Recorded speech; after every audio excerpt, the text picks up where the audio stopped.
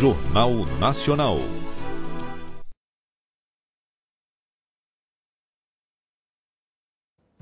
Boa noite. Boa noite. Uma série de ataques deixa mortos e feridos em Viena, na Áustria. Um suspeito está morto e o governo classifica a ação como terrorismo. Laudo do Instituto Médico Legal revela que o ator Tom Veiga morreu depois de um AVC causado por um aneurisma. Amigos e fãs fazem homenagens ao eterno Louro José, que por mais de 2 décadas conviveu com os brasileiros. Rabugento. Chavequeiro, nem é paquerador, sem vergonha, galanteador. Ele é divertido, muito divertido. Eu me divirto vendo o Louro. A maior amiga, Ana Maria Braga, se despede ao vivo. Eu não podia deixar de estar aqui, né? Moída por dentro. E deixar todos os que amam o Louro, né? Sem essa última homenagem, né? Dessa manhã.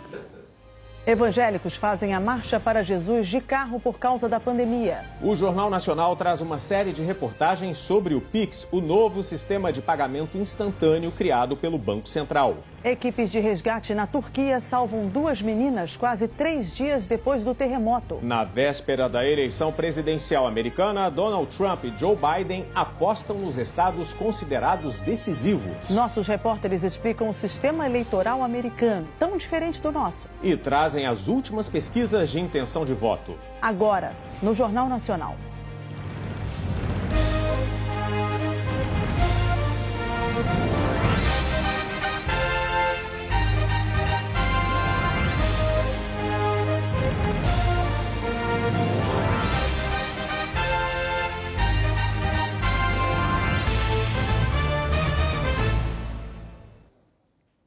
Amanhã, os Estados Unidos decidem se Donald Trump fica mais 4 anos na Casa Branca ou seu adversário Joe Biden se torna o novo presidente dos Estados Unidos. E é por isso que a gente começa essa edição do Jornal Nacional indo diretamente para Washington, capital americana, onde está a correspondente Carolina Cimente. Boa noite, Carolina. É claro que o clima aí deve estar eletrizante, porque essa eleição é muito importante, né? Mas o que é que dizem as últimas pesquisas de intenção de voto, hein? Boa noite, Elter. Boa noite, Mariana. Boa noite a todos. Olha, a média das pesquisas nacionais mostra Joe Biden com uma vantagem de 6,7 pontos percentuais. Mas a gente tem que lembrar que o que importa para chegar à vitória é o desempenho em cada estado. E se a gente olhar para a média das pesquisas dos estados-chave, é complicada. Em alguns, como Wisconsin e Michigan, Biden tem uma liderança confortável. Mas na Pensilvânia, a vantagem de Biden é pequena e está diminuindo. É por isso que as duas campanhas estão lá nessa reta final. Já na Flórida, outro estado fundamental, Biden e Trump estão tecnicamente empatados. Trump venceu em todos esses estados em 2016. Mas este ano, a gente não sabe nem se vai ter um vitorioso claro no dia oficial das eleições. O que está muito claro por aqui é o clima de tensão entre os americanos. Aqui na capital, por exemplo, a Casa Branca está completamente cercada por grades. E a gente vai mostrar para vocês que os edifícios comerciais, os restaurantes e as lojas aqui nos arredores estão assim, cheios de tapumes. E isso acontece em outras cidades também, como Boston, Nova York e Los Angeles, por exemplo. Os comerciantes temem que haja confusão, que haja protesto ou vandalismo, caso o resultado da votação seja questionado. E de qualquer forma, quem quer que seja o vencedor vai ter um desafio enorme para apaziguar os ânimos e unificar o país. Carolina Cimente falando ao vivo de Washington. E o presidente americano, Donald Trump, candidato do Partido Republicano, fez hoje 5 comícios em 4 estados. A primeira parada, na Carolina do Norte, durou mais de 1 hora. Donald Trump fez um discurso para motivar a base dele a votar, já que o voto não é obrigatório nos Estados Unidos. Os apoiadores responderam com entusiasmo. Trump repetiu, sem provas, que haverá fraude se as cédulas de votação puderem ser recebidas e contadas após o dia 3, como prevê a lei, por exemplo, na Pensilvânia. Ele vem dizendo que seus advogados estão prontos para agir assim que a eleição terminar. O presidente também chamou as pesquisas de opinião que dão vantagem a Joe Biden de... Na pesquisa, essa eleição é uma escolha entre o fechamento mortal da economia com Biden ou uma vacina segura que vai acabar com a pandemia e permitir que ele construa uma grande economia como o país nunca viu. O presidente também escolheu parar no Michigan e no Wisconsin, estados onde venceu em 2016. Donald Trump só volta para a Casa Branca na madrugada desta terça-feira e deve acompanhar a apuração daqui. A eleição é um referendo à presidência dele, um julgamento de como o presidente lidou com a economia e com a pandemia. Anthony Gilbert é brasileiro e apoia a política econômica do atual governo. Trump tem uma posição não política. Eu confio mais e eu estou preocupado com o país. Eu estou preocupado com a minha família, com empregos e eu acredito que o Partido Republicano, na pessoa de Donald Trump, vai manter uma segurança melhor de empregos do que o concorrente. O candidato do Partido Democrata, Joe Biden, teve uma agenda menos intensa, mas também focada em estados decisivos. Os correspondentes Felipe Santana e Lucas Luiz acompanharam. O alvo final de Joe Biden são os votos da Pensilvânia. No fim de semana foram 2 comícios na Filadélfia. No começo do dia de hoje, ele até foi a Ohio, o estado vizinho que também pode ser decisivo nessa corrida. Lá, Biden criticou o presidente, que ontem insinuou que, depois da eleição, pode demitir o Dr. Anthony Fauci.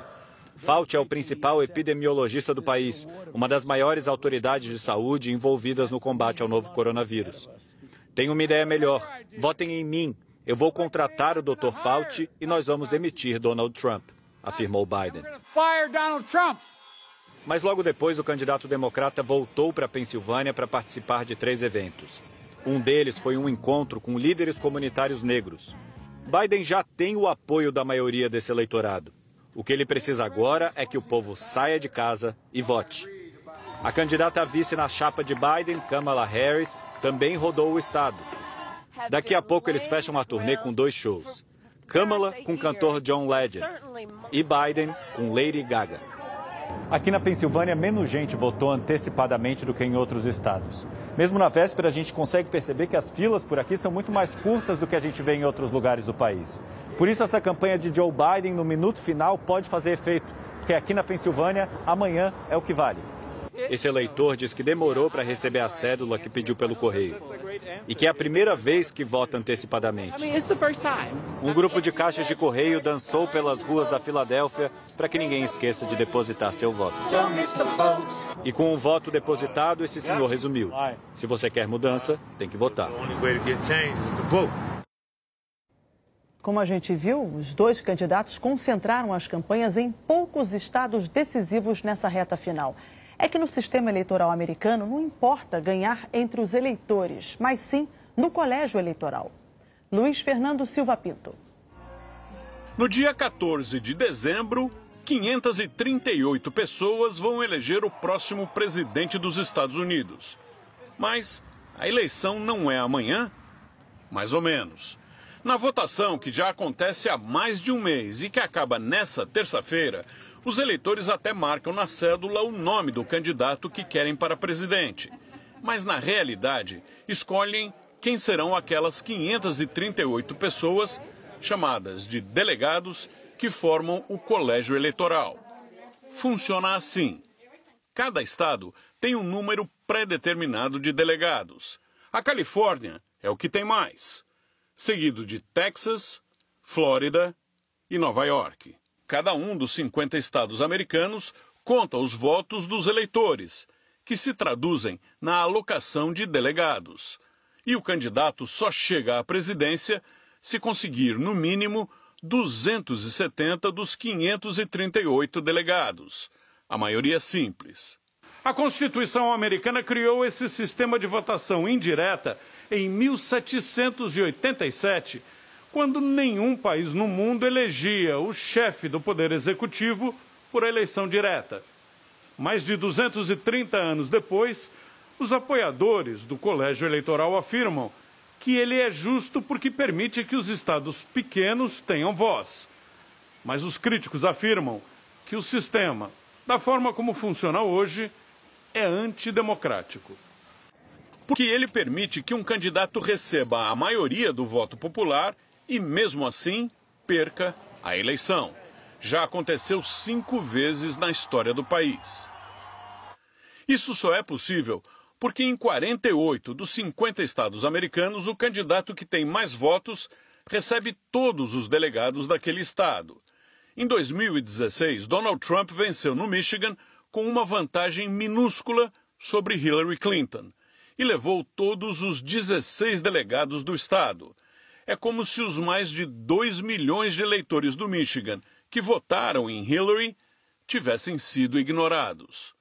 Essa forma de distribuir os delegados é o motivo por trás de outra distorção criada pelo Colégio Eleitoral, os chamados estados decisivos. Afinal, por que um estado é decisivo e o outro não? É que a maioria dos estados tem uma tradição longa de votar sempre no mesmo partido. Por isso, a cada 4 anos, todas as atenções se voltam para um pequeno número de estados que historicamente oscilam entre eleger republicanos ou democratas. E isso determina a estratégia das campanhas eleitorais aqui. Em vez de olharem para os 240 milhões de americanos aptos a votar, investem apenas em alguns poucos estados indecisos. Nessa conta do Colégio Eleitoral, as pesquisas mais recentes indicam vantagem para Joe Biden, 216 contra 125 para Donald Trump. Quase 200 votos do Colégio Eleitoral ainda estão em jogo.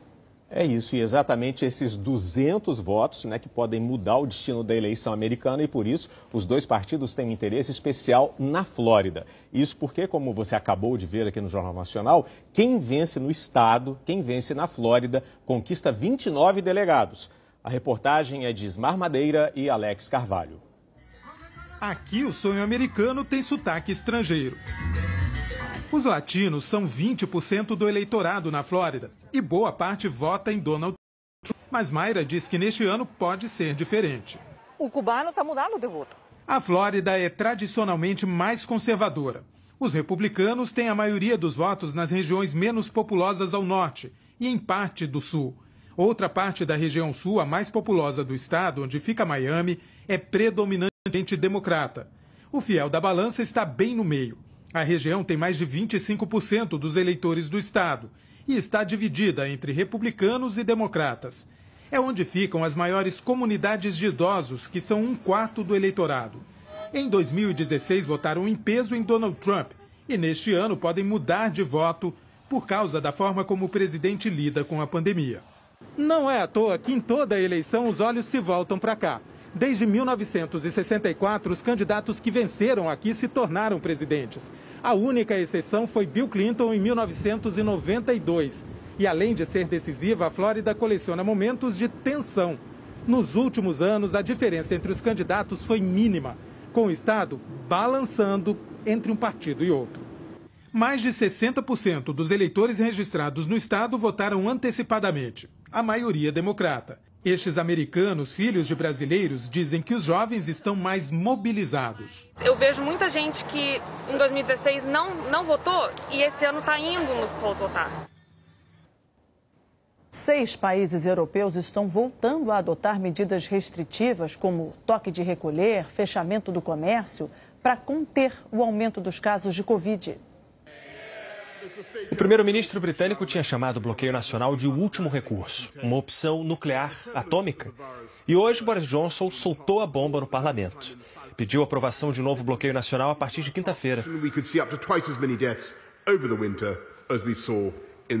Ele explicou que as mortes de Covid poderiam mais que dobrar no inverno europeu na comparação com a primeira onda. A oposição apoiou, mas reclamou do atraso. Há 2 semanas, o Partido Trabalhista já tinha pedido uma medida conhecida aqui como disjuntor, um bloqueio nacional de 2 semanas para estabilizar a variação anormal de contágio. O líder da oposição falou que a demora significa mais perda de emprego e mais mortes. O governo britânico afirma que fez certo em tentar todas as medidas antes de um bloqueio nacional. Mas o grupo de consultores científicos já tinha pedido a medida no dia 21 de setembro. Agora, 40 dias depois, o bloqueio nacional vai durar o dobro do tempo recomendado, 1 mês. A Inglaterra se junta a outros 5 países europeus que anunciaram algum tipo de bloqueio nacional. A França foi a primeira sexta-feira passada. A Alemanha e Bélgica iniciaram hoje, a Áustria amanhã e Portugal vai ser na quarta.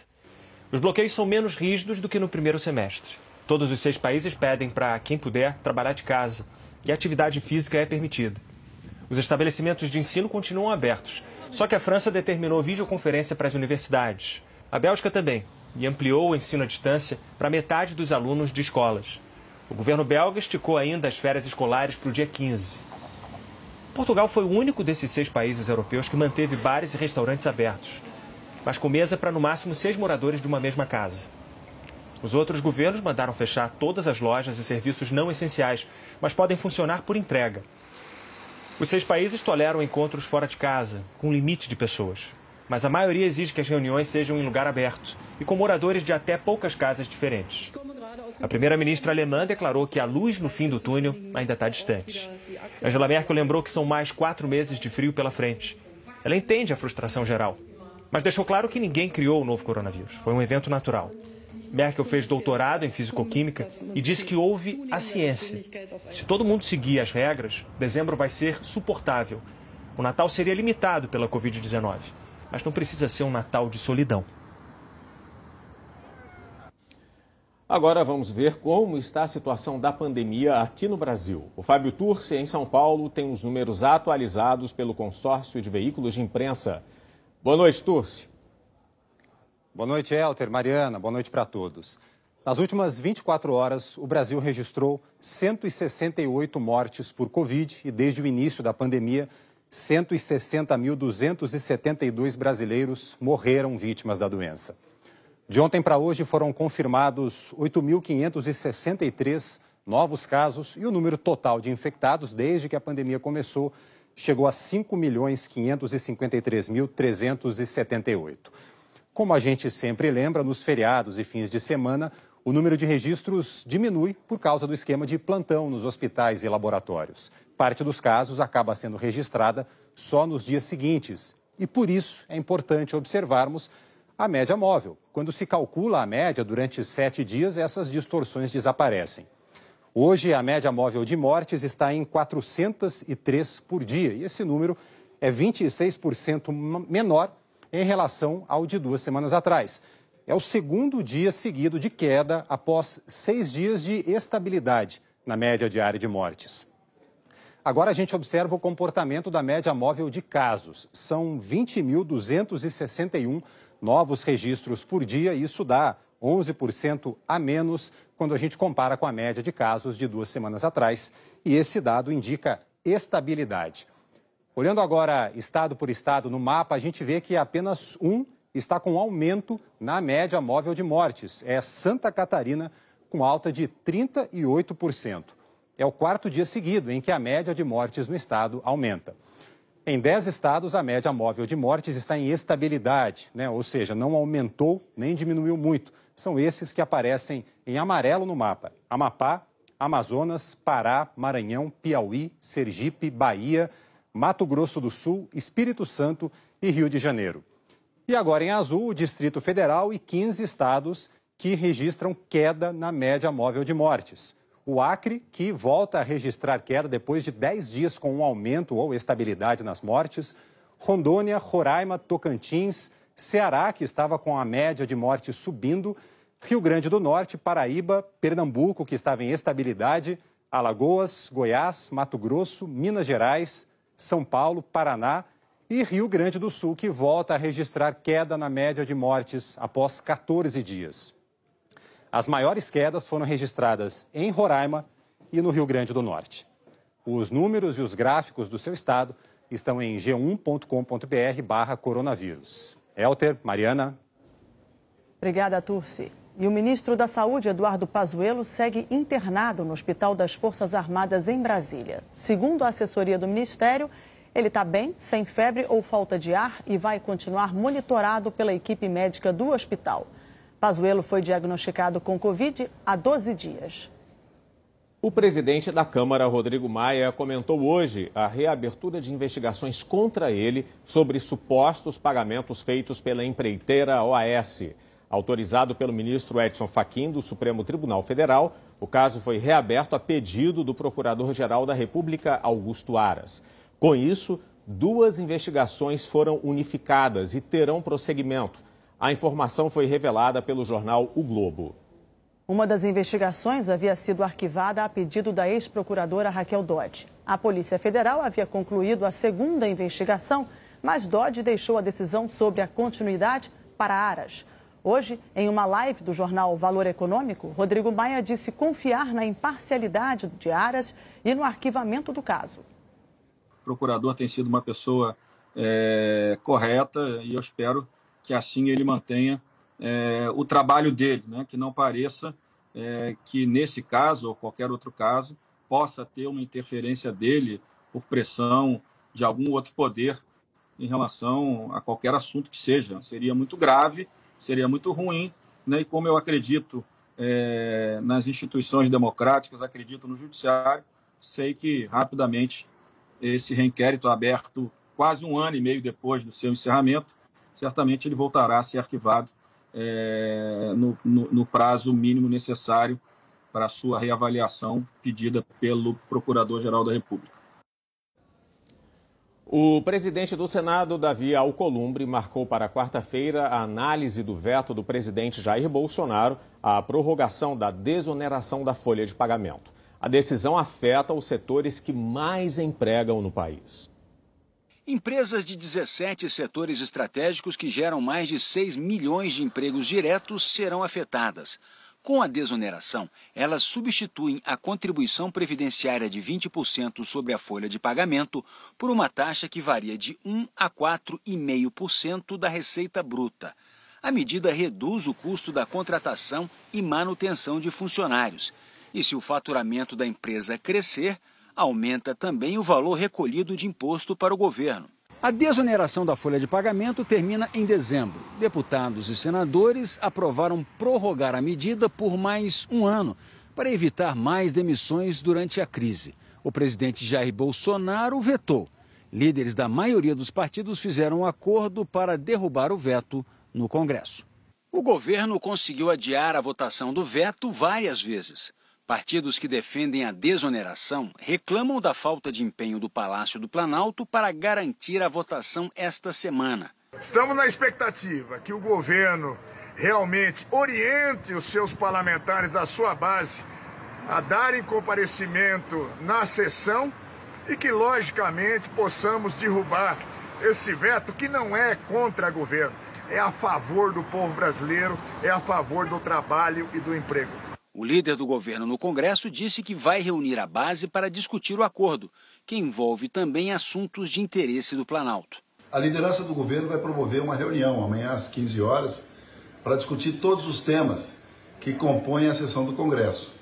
Os vetos, os PLNs e vetos muito discutidos, como o da desoneração e do saneamento. A nossa intenção é chegar a um amplo acordo. A gente tem confiança de que essa reunião será positiva sob o ponto de vista do calendário legislativo. Empresários afirmam que terão que fechar postos de trabalho caso o veto não seja derrubado. Somente nos setores de aves, suínos e ovos, o impacto é da casa de R$1 bilhão. Com certeza, fatalmente teremos desemprego gerado nisso, perda de capacidade de geração de novos empregos e crescimento, e mais que isso, reflexo direto na mesa do nosso consumidor, com mais aumento em inflação dos alimentos.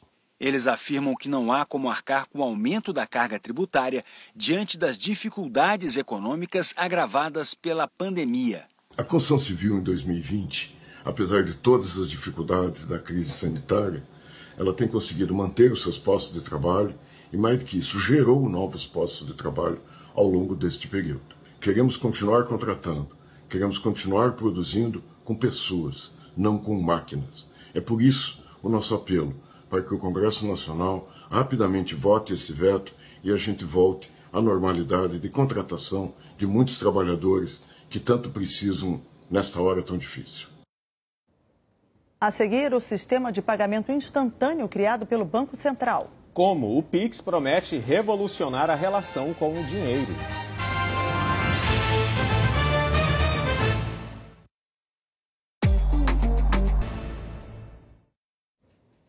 A partir de hoje, o Jornal Nacional exibe uma série especial de reportagens sobre o Pix, o novo sistema de pagamento instantâneo criado pelo Banco Central, que começa a funcionar no dia 16 de novembro. Está perto, está chegando. E olha, será possível fazer pagamentos e transferências de forma imediata, Mariana, pelo celular, a qualquer dia e hora, inclusive nos fins de semana e feriados. A primeira reportagem dessa série é do Alan Severiano. Em 10 segundos, 15 milhões de litros d'água passam pelas cataratas do Iguaçu. Em 10 segundos, dá para fazer história nos 100 metros rasos. Esse início de reportagem durou 10 segundos. É o tempo máximo que, segundo o Banco Central, o brasileiro vai levar para fazer uma transferência de dinheiro com o Pix.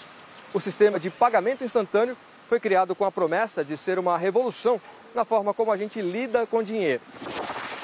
Com apenas alguns cliques no celular, vamos levar menos tempo na hora de pagar no caixa, por exemplo. As filas podem andar mais rápido e um dia, quem sabe, desaparecer. Quero esperar esse dia, hein, logo. Quanto mais rápido, melhor, né? O nome Pix vem das iniciais de pagamento instantâneo e o X representa a letra que, na matemática, tem múltiplas finalidades. O cérebro desse sistema, que custou 13 milhões e meio de reais, fica em Brasília. Cada vez que alguém inicia um Pix numa instituição financeira, computadores do Banco Central checam as informações do pagador e do recebedor. Se estiver tudo certo, o dinheiro é liberado imediatamente na conta de quem recebe. Quem paga e quem recebe que é rápido. A conveniência é outro atrativo. As transferências podem ser feitas por pessoas e por empresas. 24 horas por dia, todos os dias da semana, inclusive feriados. O que pode acabar com a desculpa de quem deixa para fazer uma transferência na sexta-feira à tarde. Se você já conta da sexta, vai receber na segunda, né? Tomara que isso mude. Para usar o Pix, basta ter conta corrente, poupança ou uma conta pré-paga numa instituição financeira ou de pagamento. É uma tendência mundial. 55 países já têm sistemas de pagamento instantâneo. O da Índia, a segunda maior população do planeta, estreou há 4 anos. Guilherme mora lá. A diarista, restaurante e o táxi tuk-tuk pelo celular. Para ambos. Tanto e para quem também está contratando o serviço. No Brasil, a transferência pelo Pix será feita pelo aplicativo ou pelo site da instituição financeira de cada cliente. A pandemia obrigou muita gente a se familiarizar com pagamentos sem dinheiro e sem contato físico. A empregada doméstica Cristiane fez a primeira compra pelo celular há 2 meses, quando o governo depositou num aplicativo o dinheiro da merenda do filho. No supermercado, ela passou a usar a tecnologia do QR Code, que também será utilizada no Pix. É só apontar a câmera e confirmar o valor que aparece na tela. Você não anda com dinheiro, não anda com cartão, só colocar e já passa. Não precisa pegar em nada, tocar, só põe na tela e pronto. O Pix é o capítulo mais novo da evolução das formas de pagamento. Na pré-história eram as trocas de animais, depois de grãos, até a invenção das moedas, cédulas de papel, cheques, cartões de débito e de crédito e o pagamento digital. A família Loureiro é testemunha dessas mudanças. O bar no Mercadão de São Paulo foi fundado em 1933 pelo avô Marco e agora é administrado por ele e pelo filho. Essa máquina registradora que hoje muitos jovens nem conhecem, fazia sucesso como meio de pagamento e também dava muita dor de cabeça. Aí voltava, porque às vezes ele voltava sem fundo, aí tinha que buscar, descobrir de quem era o cheque. Com o Pix e o dinheiro caindo na conta na hora, a empresa quer melhorar o planejamento. Você não precisa de esperar um mês, às vezes 15 dias, para o dinheiro cair. O Pix não vai acabar com outras formas de pagamento, mas a expectativa é que boa parte das transações com cartão de débito, boletos, TEDs e DOCs passe a ser feita pelo novo sistema, por uma questão de economia. Transferências e pagamentos de pessoa para pessoa serão de graça. Marco fez as contas de quanto vai poupar por ano. Hoje o banco dele cobra R$10 por uma transferência. Eu faço 4, 5 tags por semana, são R$50. No mês 200, em média. Então, nada por ano, eu vou economizar R$2.400. Já as empresas vão pagar uma tarifa quando enviarem ou receberem dinheiro pelo Pix. Mas o mercado espera que a taxa seja menor do que agora. Primeiro, porque o Pix só tem os bancos como intermediários entre pagador e recebedor. Numa compra por cartão de débito, por exemplo, até 4% do valor vão para as empresas de cartão e as donas das maquininhas, que não são necessárias no Pix. Outro motivo é que o Banco Central vai cobrar menos dos bancos pelo Pix, 1 centavo a cada 10 transações. Por uma TED, os bancos pagam 6 centavos, 60 vezes mais. Cabe também às empresas fazerem sua parte de procurar ali um leque de agentes para verificar, dentre aquelas instituições que lhe atendem, aquelas que lhe oferecem ali o menor custo. Todo esse processo vai levar a uma redução de preços para as empresas também no médio prazo. Serão mais concorrentes disputando a preferência do cliente. Além dos grandes bancos, estão autorizados a fazer Pix as cooperativas de crédito, as empresas de pagamentos e de varejo e as fintechs ou bancos digitais. Hoje, para eu ter um usuário em uma região distante, isolada do país, eu preciso emitir um cartão e enviar o cartão até aquela cidade. Então, eu tenho o custo da emissão e da logística. No Pix é diferente. Eu vou fazer tudo digitalmente. Com a esperança de custos menores, o comércio e as grandes redes de lojas avaliam que os preços dos produtos possam cair no futuro. Se nós vamos ter um custo menor nas transações financeiras, isso deve gerar também melhores preços, melhor desempenho, não só da empresa, mas melhores ofertas para os clientes. Há poucos dias da estreia, tem quem resista ao Pix. Eu ainda estou na era do dinossauro. Prefiro continuar com dinheiro. E tem gente ansiosa para experimentar a novidade. Já, cadastrei já. Toda tecnologia, quando surge, dá medo.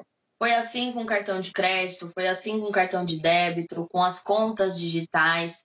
E é por isso que a gente precisa, primeiro, estudar muito bem. Comece pequeno, não precisa sair transferindo seu salário todo pelo Pix. Começa transferindo um pagamento da manicure de R$20, R$30, começa pagando o mercadinho, e aí você vai se apropriando dessa tecnologia.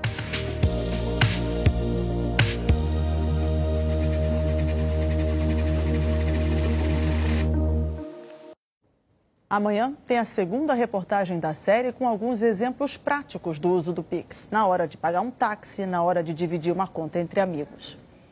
A seguir, uma série de atentados deixa mortos e feridos em Viena, na Áustria. Na Turquia, bombeiros resgatam 2 meninas quase 3 dias depois do terremoto.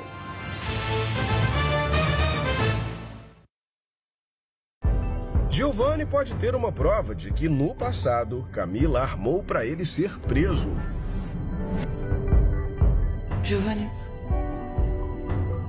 você mexeu nas minhas coisas?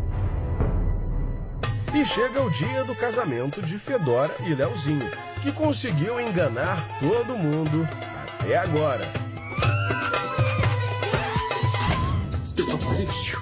A senhorita Fedora fez picadinho do vestido.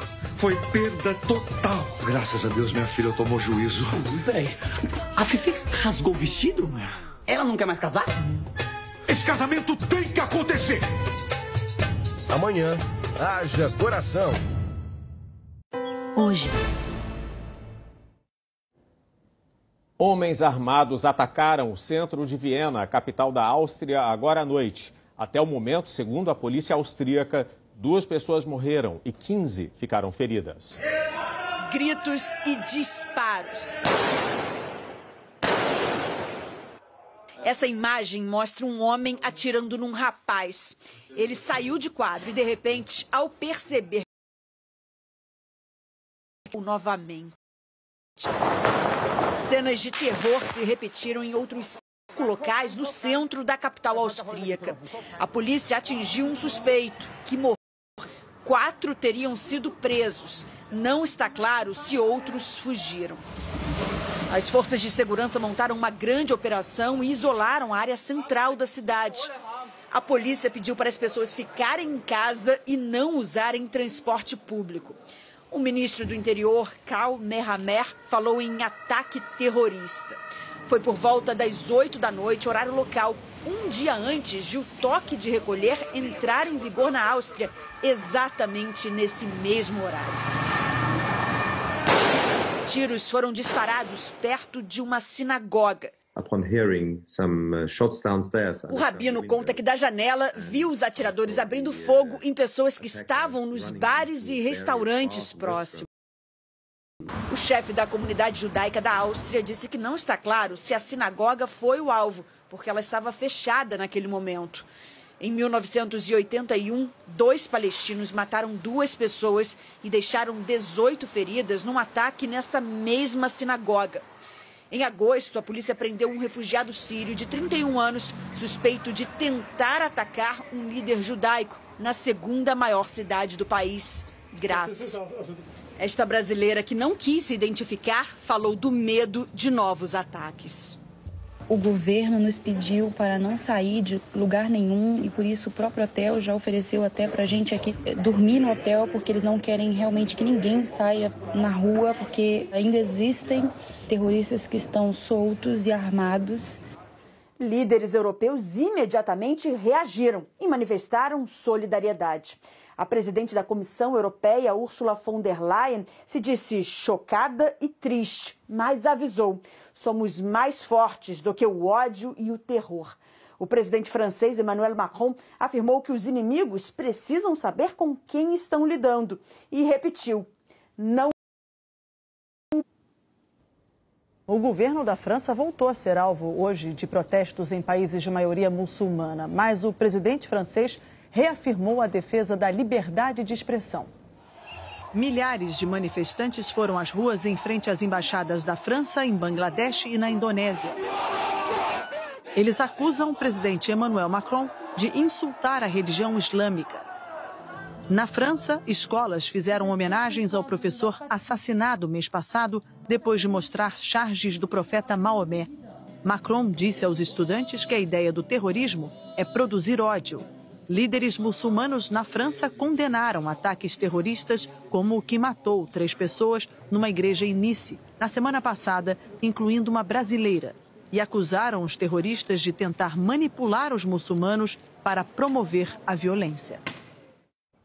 2 meninas foram resgatadas com vida quase 3 dias depois do terremoto, que matou 92 pessoas na Turquia e 2 na Grécia. Uma adolescente de 14 anos foi retirada dos escombros de um prédio em Izmir, na Turquia, ontem à noite. 7 horas depois, os socorristas encontraram uma menina de 3 anos nos destroços de outro edifício. Elif passou 65 horas no espaço entre a cama e um armário. A mãe e 2 irmãs já haviam sido salvas no sábado, mas o irmão, de 6 anos, não resistiu. Hora da previsão do tempo em todo o país. Jaqueline Brasil, boa noite. Você começa falando sobre alerta de temporais, certo? Isso mesmo. Boa noite, Elter, Mariana, e boa noite a todos. O alerta de temporal, que é uma chuva mais forte e volumosa, é para o interior do Nordeste, incluindo todo o estado da Bahia. Em Salvador, deve chover ao longo do dia 40 milímetros, mais de 1/3 da média para o mês inteiro. Em Petrolina, Pernambuco, pode chover mais 45 milímetros e em Teresina, o volume de chuva previsto de 30 milímetros. Essa chuva forte e volumosa deve atingir outras regiões também, onde está a laranja no mapa. Então, em parte do Pará, do Tocantins, Goiás, também Minas Gerais. Na área em amarelo, as pancadas devem ser isoladas. Em Brasília, chove à tarde, máxima de 24 graus. Mesma condição para Rio Branco, só que esquenta mais, máxima de 32. E em Palmas faz 29, pode chover a qualquer hora. A chuva ainda é o grande destaque em quase todo o país, só que amanhã ela fica mais concentrada no norte e também no nordeste. Em parte do centro-oeste, do sul e também do sudeste chove menos e o tempo volta a ficar firme. No sul de Mato Grosso, também de Goiás, em todo o Mato Grosso do Sul, e essa é a mesma previsão para quase todo o Espírito Santo, Rio de Janeiro, também São Paulo e a região sul do país. Ô Jaqueline, agora aqui no Rio, na região sudeste em geral, tem um friozinho gostoso na área. Agora, parece que vai esquentar mais no sul e no sudeste, é isso? Em parte do sul e do sudeste, sim, Elter. Principalmente no interior deve esquentar. No litoral e onde estão as capitais, nem tanto. No Rio, amanhã faz 28 graus, mas na quarta-feira a temperatura volta a cair de novo. E olha, e com chuva. Em Florianópolis, chove até quarta-feira com máximas de 22, também 23 graus. E aí, volta a esquentar na sexta com 27. A alta pressão, a mesma que derrubou as temperaturas no fim de semana no sul e no sudeste, já se afastou. Só que a borda desse sistema ainda manda ar frio e úmido para a faixa leste das duas regiões. No interior, esse ar frio perde força mais rápido, por isso que esquenta mais. É o caso de Presidente Prudente, que fica no oeste paulista, com máxima de 30 graus. Já aqui em São Paulo, na faixa leste, máxima só de 23. E a mesma condição para Foz do Iguaçu, Paraná, com máxima de 31. E em Curitiba não passa dos 22. E para encerrar, nos próximos dias, a previsão é de mais chuva volumosa para o norte e também para o nordeste. Na segunda semana de novembro, essa chuva deve atingir o sul e o sudeste, claro, vamos monitorando tudo. Elter. Com chuva, a gente tem sempre que ter cuidado. Obrigado, Jaqueline. Boa noite para você. Boa noite. Dados do INPE revelam que o número de focos de queimadas em 2020 na Amazônia é o maior dos últimos 10 anos. Apenas em outubro, o número mais que dobrou em relação ao mesmo mês do ano passado. Em outubro deste ano, o INPE registrou mais de 17 mil focos de queimadas. Em outubro de 2019, foram 7.800 focos. No acumulado, de janeiro a outubro, foram mais de 93 mil focos na Amazônia. No mesmo período do ano passado, o INPE registrou 74 mil focos de queimadas, um aumento de 25%. O resultado deste ano é o pior para o período desde 2010, quando foram registrados 117 mil focos de calor. O Palmeiras venceu o Atlético Mineiro pela 19ª rodada do Brasileirão. Jogando em casa, o Palmeiras abriu o placar com Rafael Veiga, de cabeça. Luiz Adriano puxou o contra-ataque e deixou o Rony na cara do gol, 2-0. Num lance parecido, o Zé Rafael deu o passe para o Wesley marcar. Final, Palmeiras 3, Atlético Mineiro 0. A Mercedes estabeleceu uma marca histórica no GP de Emília-Romagna de Fórmula 1. Sim, a frustração é completamente compreensível. Entrar nos boxes e descobrir que a equipe pode demorar mais de 10 segundos a ponto de acabar com as chances na corrida. Sentir o carro deslizando para fora da prova por causa de um pneu que estourou surpreendentemente. Isso quando não é o próprio piloto que atrapalha e atropela o time. E o desgosto só aumenta quando se percebe que nada disso acontece com a rival Mercedes. E a Mercedes comemora o título mundial de construtores. Foi no Grande Prêmio da Emília-Romagna, na Itália. A conquista do título do Mundial de Construtores começou numa eficiente estratégia de pit stops da Mercedes. Na largada, o Lewis Hamilton perdeu a segunda posição para o Max Verstappen da RBR. Depois o adversário foi para os boxes. O companheiro de equipe Valtteri Bottas também. Mas Hamilton decidiu permanecer na pista e começou a fazer as voltas mais rápidas do GP, abrindo vantagem. Depois de uma ligeiríssima parada para trocar pneus, o inglês ainda conseguiu voltar na liderança, 4 segundos à frente do Bottas. Com o pneu estourado do Verstappen, o caminho ficou livre para mais uma dobradinha da Mercedes. Bandeirada para Lewis Hamilton! Bottas em segundo! Foi a 9ª vitória do Lewis Hamilton na temporada. O piloto pode se tornar heptacampeão já na próxima corrida, na Turquia. Ontem, o título foi da equipe. O 7º mundial seguido da Mercedes. A Ferrari é o time que tem mais títulos na Fórmula 1, são 16. Mas nenhuma equipe conseguiu uma sequência tão longa quanto a da Mercedes. São 7 conquistas consecutivas. O máximo que a Ferrari conseguiu foram 6 títulos, de 99 a 2004. A Ferrari conseguiu o Hexa ganhando 63 provas com um aproveitamento de 62%. A Mercedes levou o hepta com 100 vitórias e aproveitamento de 74%. O Felipe Jafone pergunta complexa hoje. Por que só a Mercedes tem vencido nos últimos anos? Pois é, Kiko. O que vem acontecendo é que enquanto as outras equipes ficam brigando ali até a última etapa por posições do campeonato e no Mundial de Construtores, a Mercedes vem se dando ao luxo de parar antes. Por exemplo, em 2020 ela já parou há 2 corridas atrás, ela não desenvolve mais nada do carro desse ano. Ela já está pensando no regulamento de 2021, ou seja, ano que vem eles vão começar na frente de novo. Depois seguiram à risca o que se faz em comemorações de bons resultados da firma. Champanhe e, claro, chefe.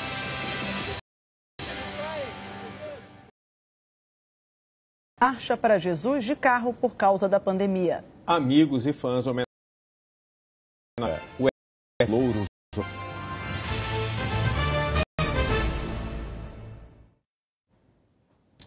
O feriado de finados este ano foi diferente. Um dia de homenagens, mas sem esquecer as restrições impostas pela pandemia. A movimentação por todo o país foi cercada de cuidados. Na capital paulista, os visitantes receberam álcool em gel e mediram a temperatura. Entrada só de máscara e celebrações ao ar livre. Por causa das restrições da pandemia, os cemitérios de Manaus ficaram fechados. Algumas pessoas prestaram homenagem de fora. No Rio, o cardeal arcebispo Dom Orani Tempesta acendeu uma pira em homenagem aos mortos e aos pesquisadores que trabalham para encontrar uma vacina contra o coronavírus. Este cemitério particular de Curitiba criou um drive-in para quem quisesse participar das missas e eventos sem sair do carro. Em Belo Horizonte, depois de 7 meses fechados, os cemitérios reabriram hoje. Já amanhã. As homenagens foram mais rápidas. Apesar deles estarem sempre presentes na nossa lembrança, né? É uma homenagem. As missas hoje aconteceram de forma restrita. Aqui no Alto da Serra, em Caeté, na Grande Belo Horizonte, teve celebração na Basílica de Nossa Senhora da Piedade, padroeira de Minas. Foi um dia para lembrar as milhares de mortes pela pandemia e também para chamar a atenção dos incêndios que destroem reservas em vários pontos do Brasil. O presidente da CNBB, Dom Valmor Oliveira de Azevedo, conduziu a missa para poucos fiéis, todos de máscaras, mantendo o distanciamento. Antes, ele plantou mudas de árvores em um bosque no santuário e também num parque da capital mineira, que tinha sido atingido pelo fogo. Cada comunidade, cada família, quem puder plantar uma árvore para semear vida, sobretudo em homenagem às vítimas da pandemia do Covid-19, chamando a atenção para a importância de tratarmos o meio ambiente de modo diferente, porque num planeta adoecido, adoecemos nós também.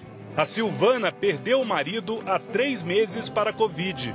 Hoje, ela plantou uma muda de pau-brasil. É como se eu estivesse dando vida para ele, de colocar uma árvore em a favor da sua alma, saber que ela tem vida, é muito maravilhoso. A Marcha para Jesus, o maior evento evangélico do país, este ano também teve que ser diferente. Como aconteceu com quase tudo este ano, a Marcha para Jesus também teve que se adaptar às restrições e virou carreata. No máximo 4 pessoas em cada carro, todo mundo de máscara. Regras novas que não tiraram a vontade do Daniel de participar. A gente demonstrar amor, mesmo com muitas pessoas não demonstrando. Então a gente pega esse dia, não só esse dia, mas também todos os meses, né? A gente busca alimentos, busca fazer o contrário do que muitas vezes o mundo tem feito, né? A concentração de carros foi no início da tarde no estacionamento da Assembleia Legislativa de São Paulo. De mão em mão, a solidariedade foi enchendo o caminhão de doações. É diferente, é um formato novo, é um novo, né, um novo normal. E que seja, o Senhor não vai deixar de abençoar em nome de Jesus. Estamos juntos, mesmo que tivesse que vir ajoelhados, viríamos a marcha para nós. É uma coisa maravilhosa. foram arrecadadas quase 10 mil cestas básicas, que vão ser entregues em 25 comunidades. Para nós é uma grande alegria, porque num momento tão difícil poder ajudar tantas famílias, né? É a fé da gente que faz a gente vir participar. 6 trios elétricos passaram pelas ruas de São Paulo. A carreata percorreu um trecho de pouco mais de 10 quilômetros entre a zona sul da capital paulista e a zona norte. O movimento de carros deixou o feriado com trânsito carregado, cara de dia de semana. O show de encerramento foi no pavilhão do Anhembi e no formato drive-in para 1.500 carros. Cantores de música gospel se revezaram no palco. Em vez de palmas, buzinaço. Essa foi a primeira apresentação no pavilhão desde que o hospital de campanha que funcionava aqui foi desativado em setembro. As vítimas da Covid-19 foram lembradas durante o evento. Foi lugar do Covid, mas agora é lugar de vida, de alegria, né? O Brasil perdeu ontem, aos 47 anos, o artista Tom Veiga, que deu vida ao Louro José. Por mais de 20 anos, ele frequentou e alegrou as manhãs da Globo ao lado da apresentadora Ana Maria Braga. Bom dia, Ana Maria! Era esperar o Mais Você começar para ver Tom Veiga entrar em cena e preencher a tela com um dos personagens mais queridos da TV, o Louro José. Uma pessoa que vai fazer muita falta, foi as alegrias de todas as manhãs, eu via todos os dias. Mas como pode um papagaio de brinquedo cativar tanta gente assim? O Louro José era o Tom, só com uma voz diferente. A rapidez de raciocínio, a inteligência, todo o carisma dele e tudo que ele passava pra gente de amor, era o Tom, só tava com uma voz diferente. Então, vocês sim conheceram o Tom, desde sempre. E ele vai deixar uma saudade enorme para nós. Eu gostava mesmo quando ele fazia aquelas brincadeiras dele, né? Que fazia a gente rir, aquelas risadas dele, né? Que a risada dele era marcante, né? E vai ficar muita saudade mesmo. Opa! A risada, a voz, tudo nele era inconfundível. Parem de usar os animais como cobaia! Socorro! Ele era um amor, um bichinho muito bonitinho, né? Gostava muito. Quem é que não gostava, né?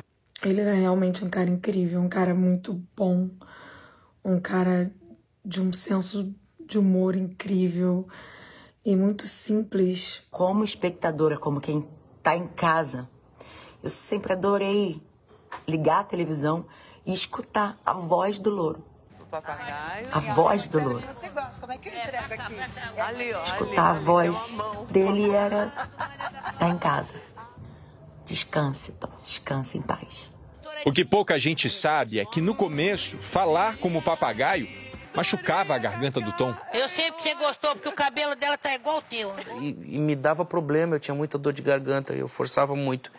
E com o passar do tempo eu fui aperfeiçoando isso de maneira que eu consiga fazer a voz sem sofrer, né? Então é muito mais fácil. E mudou de novo, né? E não era só a voz. Naquela época, tudo era meio estranho, inclusive o boneco. Feio. Era muito feio. Mudou muito de lá pra cá. Ele não piscava os olhos, né? O de hoje pisca os olhos, né? E ele era todo de espuma, ele era menor, né? E ele tinha uma cara feia, né? Uma cara de bravo, né? Tinha um bico pontudo, era muito feinho, era muito feinho. Melhorou muito, graças a Deus. Mas com o tempo, o Tom encontrou um jeito de fazer do Louro um papagaio único. Ele é encrenqueiro, rabugento, chavequeiro, né? Paquerador, sem vergonha, galanteador, né? Mas ele é divertido, muito divertido. Eu me divirto vendo o Louro. Deus iluminou ele e falou assim, vai lá e ilumina aquele boneco com a sua voz, com o seu talento, com a sua graça, ilumine aquele programa. Então ele subiu aos céus, bem iluminado. Nos pega assim de surpresa, sem dizer de onde veio, como veio e nem hora. A previsão era que o Tom estivesse hoje em São Paulo gravando o Mais Você. Mas ontem, Amigos estranharam quando ele não embarcou e foram até a casa dele aqui no Rio para ver se estava tudo bem. Quando chegaram, encontraram Tom já morto. Hoje de manhã, a perícia descobriu a causa da morte. Tom Veiga teve um AVC provocado por um aneurisma, que é uma má formação das artérias do cérebro. Os médicos dizem que quem nasce com esse problema pode desenvolver a doença em qualquer fase da vida, mas que a incidência é mais comum em adultos entre 30 e 50 anos. Tom Veiga tinha 47. Ele deixa 4 filhos. Eu queria só falar para os filhos dele e tal, e para quem não conhecia, ou para quem conhecia mais ou menos, que a gente tem ninguém unanimidade, né? Mas o Tom era unanimidade. Então, para os filhos dele saberem que pode falar, papai era sinistro. Esse grande artista, Tom Veiga, nos deixará uma saudade enorme, mas uma lembrança de que o seu legado é esse, é de sorrir e de mostrar como se faz alegria, como se faz um país pujante. Essa é a história de um papagaio de mentira que só brilhava porque era verdadeiro, no bom humor, na inteligência, na gentileza com os colegas, no carinho com os amigos. O Tom, eu encontrava ele fora do programa e ele pediu para me cantar essa música aqui, eu vou cantar um pedacinho, tá? Não aprendi a dizer adeus, mas tenho que aceitar que amores vêm e vão, são aves de verão, se tens que me deixar, que seja então feliz. Tom, fica feliz aí ao lado de Deus, meu filho. Valeu demais a conta. Tom Veiga e Ana Maria Braga tinham muito mais do que uma relação de trabalho. Eram amigos, parceiros dentro e fora do estúdio do Mais Você. Essa segunda-feira foi a primeira sem o Louro José. A manhã de hoje foi diferente de todas as outras dos últimos 24 anos. Sem risadas, com lágrimas e tristeza. Sem o Louro José. Nós, da família Louro, né, e vocês fazem parte dela, estamos de luto. Porque o Louro, uma ironia mesmo, né? Ter ido véspera de finados, né? A dor foi comparada à perda de um filho. Eu levantei agora de manhã e fiquei pensando, né? Como é que eu ia conseguir chegar aqui e falar bom dia pra vocês, porque dói muito. É de verdade, assim como uma mãe que perde um filho, né? Um companheiro, né? Que é filho da gente, companheiro, né? Que tá junto, que você vê nascer. E ele era isso, né? Ir pra frente das câmeras e começar o dia sem as brincadeiras e o carinho do companheiro exigiu força. Eu não podia deixar de estar aqui, né? Moída por dentro. E deixar todos os que amam o Louro, né? Sem essa última homenagem, né? Dessa manhã. A história de parceria começou com uma ideia da Ana de dividir o palco com um boneco de um papagaio, que ainda não tinha dono. O talento de Tom Veiga, que era assistente de produção, foi descoberto por acaso. Esse boneco estava jogado numa mesa lá no canto, né? Eu falava, vou pegar esse boneco para encher o saco dessa turma, né? E aí peguei o boneco, botei assim do jeito que eu tô aqui, em cima de uma mesa que tinha do lado. Pô, faz isso, faz aquilo, não sei o quê. Pô, tu não tá fazendo isso direito, hein? E aí o povo começou a dar risada, achou engraçado. A Ana tava numa parte de trás, que era uma divisória de vidro, e já dando risada. Foi aí que começou. Aí ela entrou e falou assim, pô, amanhã tu vai fazer o Louro no programa. Eu falei, não vou, não vou. Foi e nunca mais saiu da vida de Ana Maria Braga. Juntos dentro e fora dos estúdios. Aí, pra ver que não tá fácil pra ninguém, olha a situação. Chamamos um Uber, né, Cris? Quem é o motorista do Uber? Tá vendo? Reclama aí pra ver. A gente era tudo igual. Aconteceu com ele, aconteceu comigo. Se acontecer comigo, acontecer com ele. Era bem, a gente era confidente um do outro, né? Me contava coisas que não falava com ninguém, por mais que as pessoas achassem que soubessem da vida dele, né? E a mesma coisa acontecia comigo e com ele, né? Mãe, filho e uma família inteira que se reunia todas as manhãs para levar ao ar o Mais Você. O último programa de Tom foi na sexta-feira. Que cabelo é esse que sextou aí que você botou hoje? Hoje, essa família, faltando um pedaço, sofreu com a despedida. Câmeras, assistentes, todos usavam a foto de Tom Veiga bem perto do coração. E tinha dor e saudade nas palavras de cada colega. Meu companheiro de vida, meu irmão. Essa família linda. O que mais você deu pra gente? Eu te amo, viu? Ele era uma pessoa simples com a gente, ele dividia esse momento do café da manhã e desde essa hora, assim, no comecinho do dia, ele já tentava fazer com que o nosso dia fosse especial, com que a gente se sentisse bem, com uma brincadeira, tentando pegar o último gole do café ou reclamando do pão de queijo, enfim. É assim que eu vou lembrar dele, sabe?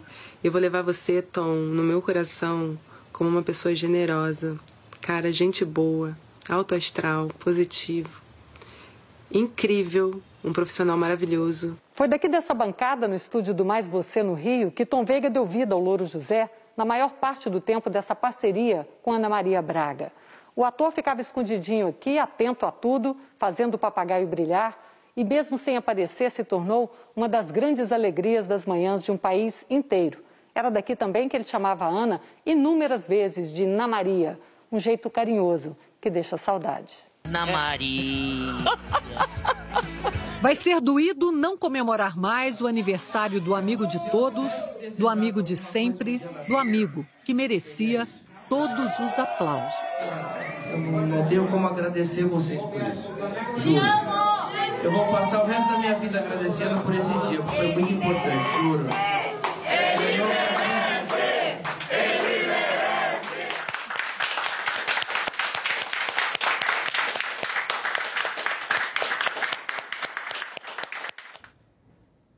O corpo de Tom Veiga será velado amanhã no Rio, uma cerimônia fechada para a família e amigos. Ele vai ser enterrado na quarta-feira em São Paulo. O Jornal Nacional termina aqui. Até a próxima.